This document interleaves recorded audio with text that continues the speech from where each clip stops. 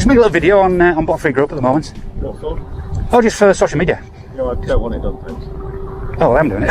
Well, it's our company and I'm asking you not to do it. Well, I can see it from the road, so... Yeah, well, can you not film, please? Well, I will, but I've also... Call the police for me, 'cause you're not... Call the police for someone with a camera? Well, yeah, because you've done it to them over there. Yes. And I got my drone as well, so we'll be sending the drone over to get some drone footage, so... You're not doing it? If you're doing 911, not 999, 101, sorry. 999. 999? Yeah, What are you going to report? A man with... Please. Oh, let me hear this. Man with a camera. Please. It's harassment. You've come out and harassed me, I'm not harassing you. Hi there, and there's just on the industrial estate in Louth, and there's a strange chap walking around filming businesses and says he's sending drones up and taking footage and just, well, being pretty nosy. The moment the worker picks up the phone, he frames the auditor as some strange chap filming businesses, even though nothing the auditor is doing is unusual, suspicious, or unlawful. The auditor has already explained his purpose openly, clearly, and without hesitation. He isn't hiding anything, and he isn't required to. Yet the worker tells a call handler is being nosy, as if curiosity itself is a crime. It isn't. Public photography is entirely legal, and showing interest in a business absolutely does not justify calling the police. This becomes another classic example of someone panicking over a lawful activity simply because they don't understand public rights.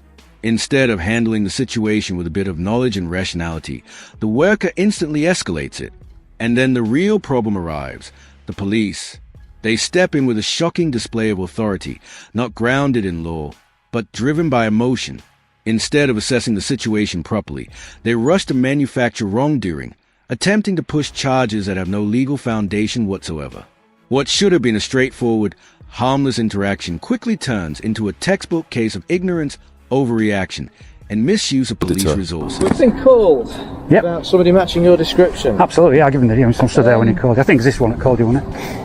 So what's the crack? What's going on? Just doing a bit of videoing today. Sorry? Just doing a bit of videoing today. Okay, what's the purpose of the video? My purpose, really. No. What's the purpose of the video? Sorry, no. My purpose, really. Thank you. What is the purpose of the video? Do I have to answer that question? Well, yeah, because it may be that you're breaking the law by if you doing what? What law do you think I've broken? Well, we'll start with GDPR rules. Okay, that's nothing to do with the police, is it? Is it not? No.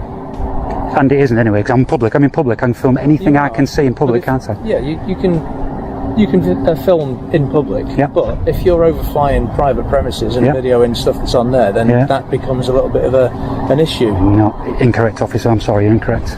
During the exchange, the officer throws out an absolutely ridiculous claim, accusing the auditor of breaking GDPR laws. Instantly, the auditor shuts that down, reminding him that GDPR has nothing to do with members of the public filming in open, public spaces. GDPR regulates how businesses and organizations handle personal data, not how private individuals record in areas where there's no expectation of privacy. This is a basic legal distinction, yet far too many officers still misuse GDPR as a catch-all excuse to challenge lawful photography. Instead of relying on actual legislation, this officer desperately grasps at legal buzzwords he clearly doesn't understand, trying to justify an intervention that never should have happened in the first place. So every aeroplane, hot air balloon, glider goes over, they're not allowed to video, is that what you're saying? Well, aeroplanes won't be able to pick up as much detail as a drone overflying some specific premises. Small aeroplanes. What is the purpose behind? What interest do you have in filming? It's fine. I like industrial estates. So I go to industrial estates making videos of companies I find interesting. Are you recording? No. It's flashing. There's a green light flashing. Yes, it is. Is that recording? Flashing red, then I'll be recording. Right, okay. The green is not recording. So right, what law? Because we don't know, you see. So we don't know that. So, but if you are not recording, that's fine. But you would have, one of your procedures you would have broke if you hadn't told me that. Why is that? Because you have to inform me. As well, you mentioned GDPR. I can film anything I want in public. You've just come back. No, not you. No, you're filming it as a company. You're an officer working for the law. You have to, by GDPR rules, you have to tell me. Like the sign on the gate there saying they're filming people. Instead of acknowledging the correction, the officer tries to get clever, parroting the auditor's own words back at him. I can film anything I want in public. But his attempt to outsmart the auditor collapses instantly. The auditor fires back, reminding him that unlike members of the public, police officers are bound by GDPR rules, and that includes notifying people when their body-worn cameras are recording. The moment is a flawless exposure of the double standards many officers operate under. They challenge lawful public photography whenever it inconveniences them, yet conveniently ignore their own legal obligations when accountability lands at their feet. GDPR works that way. Do you not understand that GDPR works that way? Okay. So, what are we going to do about you filming? Because it's clearly causing annoyance to people. That's not my problem. I'm in the public area filming. I'm not annoying anybody. They're annoying me, to be honest. They're actually annoying me. Called the police. And they're annoying me. They come out and annoy me. He did. They annoyed me. I don't report them because I thought, well, just go back to work and leave me to it. So if you think I'm breaking any laws, then please quote the laws I'm breaking. Because I'm not breaking any law here. This situation is a textbook example of bad policing, where officers stop enforcing the law and start mediating emotions, even when no crime exists. The auditor is filming in a public space, fully within his legal rights. Whether someone feels annoyed, uncomfortable, or simply doesn't like it is irrelevant in the eyes of the law. Police officers are not feelings enforcers, yet they keep inserting themselves into harmless situations because someone is upset. Hey, the officer clearly has no lawful grounds to intervene. So instead, he pivots to policing emotions, trying to pressure the auditor into leaving just to appease someone's discomfort. But discomfort does not negate legal rights, and any competent officer should know better than to act as if it does. You seem a bit annoyed and that you can't get me on anything. That's wrong, isn't it, surely? It's not the fact that I can't get you on anything, it's just that if you are causing somebody enough annoyance and they're worried about people's private details being published on the internet and what have you, because there are certain things that are visible from or to your drone camera. Yeah. And they are rightly concerned that those will be published on the internet. Absolutely, can be concerned. Put them inside. Because anybody, I can go on that public path and fly my drone. I could have done it secretly. I let them know what I'm doing. Okay, but from their point of view, yeah, can you see why it would cause an annoyance if you are entirely in the right and you are exercising your right as a person to do something that they don't want you to do? Yeah. That's and right. You refuse to stop when you've been asked, even though it's their premises that are affected by your actions. Well, they said there, we're highly secret, blah, blah, blah. They're a fragrance company. I'm like, highly secret fragrances, really? You know, people really build themselves up to be bigger than they are, just to try to stop people exercising their God-given right, legal rights in this country, legal rights in this country, to video anything I can see from a public place. Far too many companies behave as if their internal policies somehow override the law, insisting that filming their premises is forbidden, even when it absolutely isn't. Security guards, managers, and employees regularly misuse terms like GDPR, privacy laws, and company policy, despite having zero legal authority to enforce any of it against the public. This isn't about legality, it's about control. Instead of accepting that public photography is perfectly lawful, businesses escalate, threaten police involvement, and waste valuable law enforcement time simply because they don't like being recorded. The auditor calling this out shines a spotlight on a widespread problem. Private entities pretending they have more power than they actually do, relying on intimidation rather than respecting their people's rights. I can video anything I can see from a public place. Does it not then become an issue because you can't see it from a public place because your drone is going into a private place to take these images? It's flying over in the airspace which is controlled by the Civil Aviation Authority, and I obey all the laws for flying my drone. Civil Aviation Authority, there's no restrictions for flying in this area, on this estate, wherever, so I can fly my drone free will all over this place. I feel you're annoyed. I don't understand. You're not the feelings police. You've got to remember this. You're not the feelings police. You're here to feel. I'm not the feelings police. I just find it incomprehensible that But you're like him. It's not up to you to understand what I'm here to do. It's not up to you to understand that, is it? If I'm here and not breaking any law, then basically you need to just walk away and let them know he's not breaking any law. Leave him to it. What makes the situation even worse is that the auditor is forced to tell the officer to walk away, something that should never need to be said. A police officer has no reason to remain at a scene where no crime is occurring, yet this one lingers purely out of irritation and ego. Instead of acting professionally and disengaging, he stays planted, making it obvious that his issue isn't with the law at all, it's with the auditor personally. This is a textbook example of poor policing. Rather than upholding rights, the officer behaves as though his own frustration is valid justification to stay involved. That is not how professional law enforcement operates, and it highlights a bigger problem.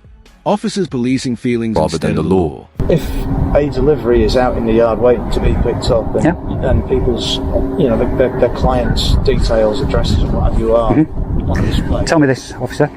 Do they have the right to tell me to stop videoing? I think they've probably got the right to stop you from overflying their premises. No, you're wrong. You're wrong. You're incorrect. I think they probably do. I think you're incorrect. If you look at the contracts when you buy a house, the property you own, then you also own the airspace above it.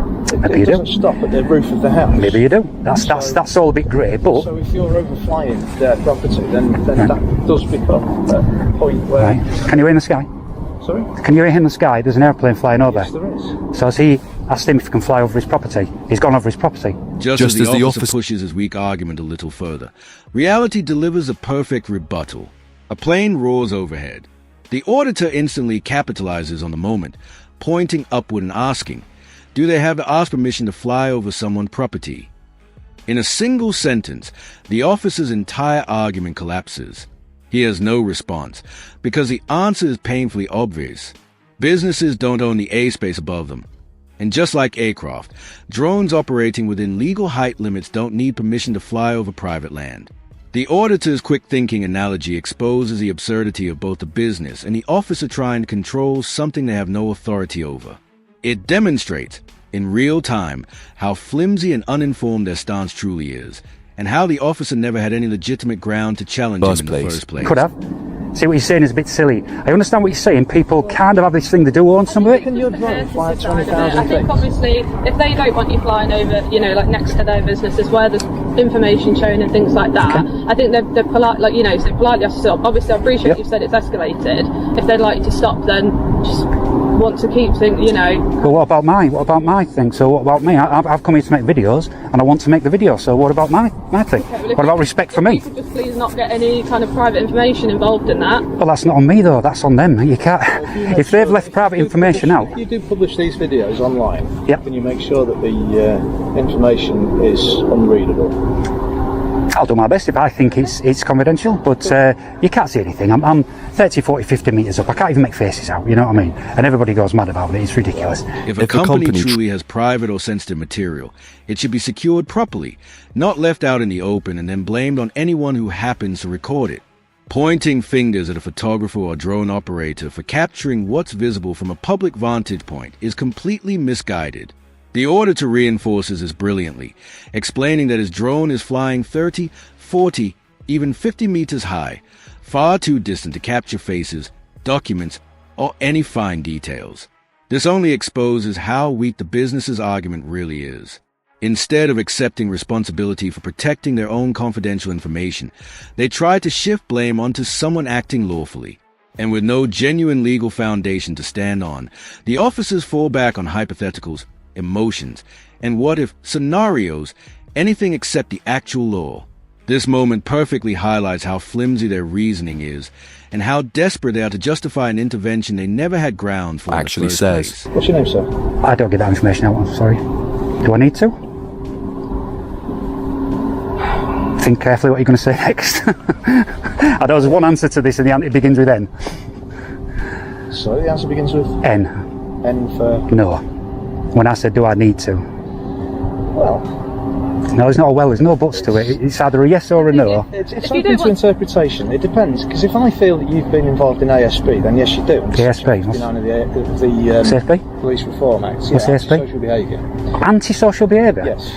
When the the auditor warns the officer plainly, if you arrest me for antisocial behavior just for having a camera, you'll be facing a lawsuit. I will take you to court for that. But instead of addressing the point, the officer tries to twist the situation, saying, I'm suggesting you've been involved in an altercation, one way or the other. And if I decide that counts as antisocial behavior, I can require your name and address. The auditor immediately challenges him. You can ask for my details if you think I committed a crime. Do you think I committed a crime? The officer dodges. No, but you've been involved in ASB. The auditor pushes back again. ASB? If you think I committed a crime, then ask me. But have I committed a crime? The officer stumbles, admitting, ASB isn't necessarily a crime, but it gives us a power to request information from someone involved. Then he claims the auditor caused an argument simply because he refused to comply with someone's personal wishes. The auditor shuts it down perfectly. So we're back to the feelings police. With that one line, he exposes the officer's entire stance, relying on emotion, not law, to justify demanding personal details. I think you'll be on a lawsuit against you if you arrested me for antisocial behaviour for a man with a camera. Then I think you'll be into a. Suggesting that having a I will take you to court. I will take you to court for I'm that. suggesting, however, that you've been involved in an altercation, either one side or the other, and if I decide that that constitutes antisocial behaviour, then I can require you to provide me with your name and address details. You can, if you think I've committed a crime. But do you think I've committed a crime? If you've been involved in ASB. No, if you think I've committed a crime, you can ask me. If you've been involved in ASB, that's how it works. If you think I've committed a crime, if you think, that's right, you're thinking I've been involved in the ASB, which is a crime, isn't it? So if you think I've committed a crime. ASB isn't necessarily a crime, but one of the police powers that we have is to request the information from somebody who's been involved in ASB. Right. So you've been involved in an argument because you've refused to comply with somebody else's wishes. Feelings police again. We're back to the feelings police. This exchange perfectly exposes how officers misuse antisocial behavior laws to pressure people into compliance. Simply refusing to do what someone else wants is not antisocial behavior. It's called exercising your rights. If the officer's logic were true, then any disagreement, argument, or refusal could magically become a crime. That idea is completely ridiculous. ASB laws exist to address real issues: harassment, intimidation, threatening conduct, or genuinely disruptive behavior, not to criminalize lawful activity just because someone is annoyed. The officer's attempt to stretch the definition into something subjective only highlights how poorly trained and legally confused he is. Instead of protecting rights, he tries to weaponize vague terminology to justify an intervention that had no legal basis from the start. It's a blatant misuse of authority disguised as policy, and the auditor exposes instances. It's not feelings police. You know that there has been a confrontation between you and somebody else. Right. Okay. And that to me is antisocial behaviour. From his side, correct? Yeah. Okay. So go get their name and address and all information. We'll be going over there in a minute. It's not antisocial behaviour. It's rubbish. Would you like just to provide your details? Obviously, you've said there's been a crime of public order because they've shouted and sworn at you. You don't want to make a complaint. Would you like to provide your details to go on the crime report? At this time, no. If I get home and I feel that I do need to, when I watch the video back and I do feel that it was bad enough, Can I then give you the instant number then? Just to yes, please, absolutely give me the instant. Yeah, definitely. If you'd like to provide your details. Yep. So I'll write that down. Right, but you won't be getting my name because if I did it anonymously. So if you're thinking that I'm going to do that, so you get my name. No. It's just obviously if you want to provide your details. What's the date today? Is there any particular reason you won't provide your details? Yes, one massive one. What's that? I don't want to. What would it gain by withholding your details? What would it gain? Now, okay, right. So let me just reverse that back. So what it would gain for you if I provide my details, that goes straight. It goes. Doesn't matter though, does it? It goes straight on your intel. You put this description, my name, all my details on your intel. I don't want to be on your intel.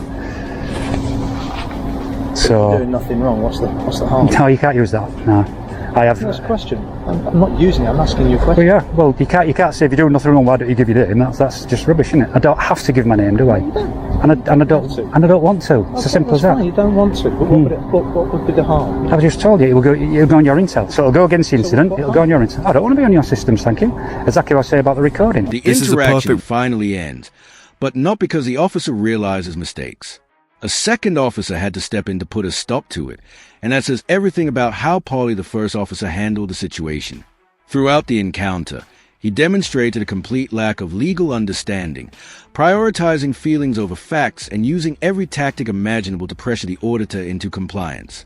From misusing GDPR to fishing for personal details, to twisting antisocial behavior laws, it was obvious he cared more about control than upholding rights. There was never any legitimate reason for police involvement. The auditor hadn't broken a single law. Yet the officer tried to justify interference by stretching legal definitions beyond recognition, treating a lawful activity as a problem to manage. This is a textbook example of poor policing. An officer who didn't know the law, refused to back down, and escalated unnecessarily. The only thing preventing it from going further was the intervention of a second officer. Moments like this prove why filming police is so important. Without a camera, incidents like these can go completely unchecked. That's it for today's video. If you enjoyed this breakdown, don't forget to like, comment, and subscribe. It really helps me continue independent coverage. Also, check out BP Visit. His channel is linked in the description. Show him some love, and thanks for watching.